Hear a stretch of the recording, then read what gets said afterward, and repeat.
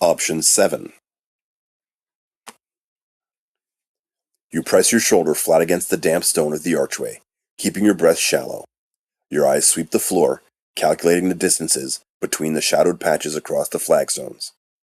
The lower hall is a graveyard of scavenged plunder. Piles of tarnished brass, scattered glass, rusted armor plates, and glinting trinkets lay scattered like forgotten refuse. If the ring is in this room, it's likely sitting in one of those discarded heaps, which means you don't need to slay a giant bird or a razor-clawed monster. You just need to be a ghost. Drawing a slow breath, you wait until the feathered crone turns her back to preen over the massive eggs in her nest. The giant vulture lets out a low, raspy sigh, its heavy head sagging towards the tapestries beneath it as its yellow eyes drift, half shut. Now, you whisper to yourself. You melt out of the archway's shadows, moving in a low, fluid crouch. Every step is measured, your boots rolling heel to toe, to silence the crunch grit of beneath your soles.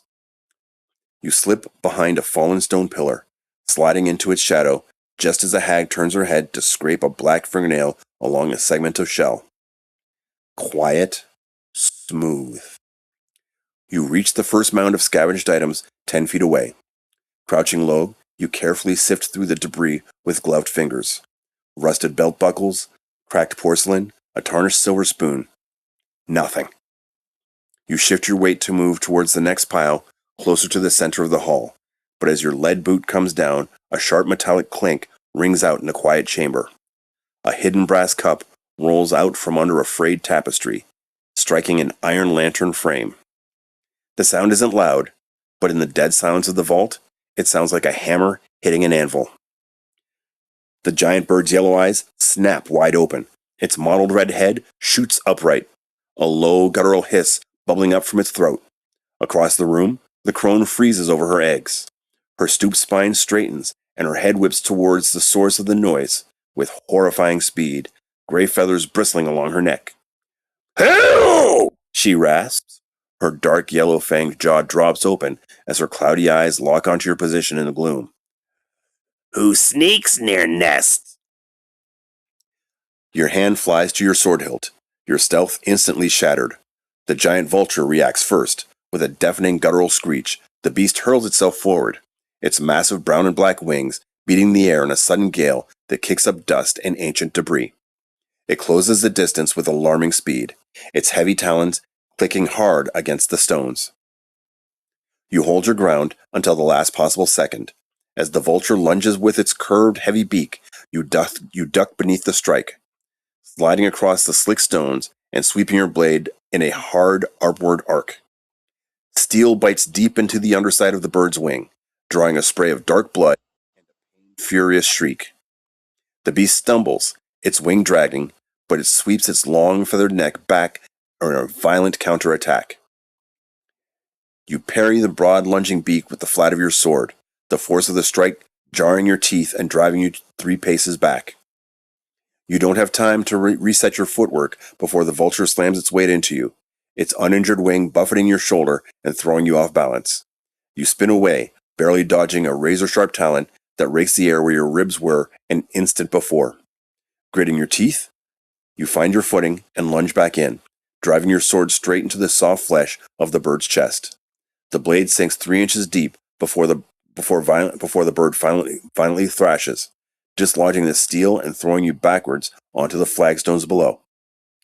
You scramble to your feet, breathing heavily, eyes locked on the bleeding, shrieking beast as it prepares to charge again. Then, a harsh, rhythmic chanting begins to echo from the shadows behind it. Your gaze flicks past the bird just in time to see the hag raven stepping into the scattered light, her crooked, feathered hands raised high. Blinding arcs of blue-white light crackle across her clawed fingers, illuminating her twisted, yellow-fanged snarl. Before you can leap clear, a jagged bolt of lightning surges across the hall. The spell slams squarely into your chest. The impact of the blow knocks you off your feet and sends you crashing into a pile of shattered masonry. Scorching heat and violent paralyzing shock rip through your body, driving the air from your lungs. Your armor scorches and your sword clatters uselessly out of your trembling hand, spinning across the stone floor.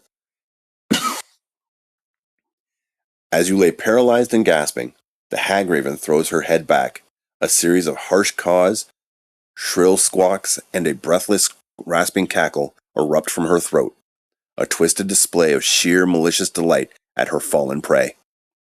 Gasping for air, your vision swims. You try to push yourself up, but your muscles lock in agony. Before you can recover, the giant vulture is upon you. The beast slams its heavy, scaly talons onto your forearms, pinning you flat against the cold granite.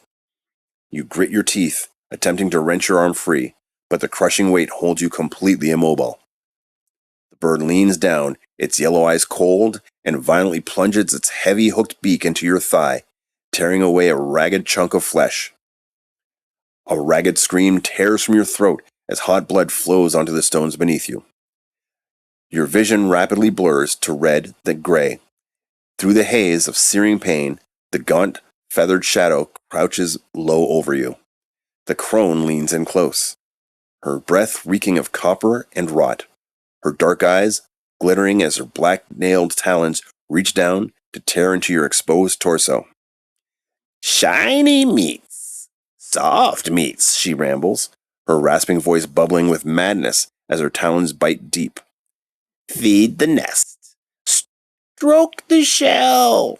More gold, more blood, all for the mother."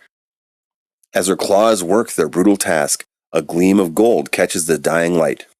Encircled firmly on her thick, clawed index finger is the signet ring.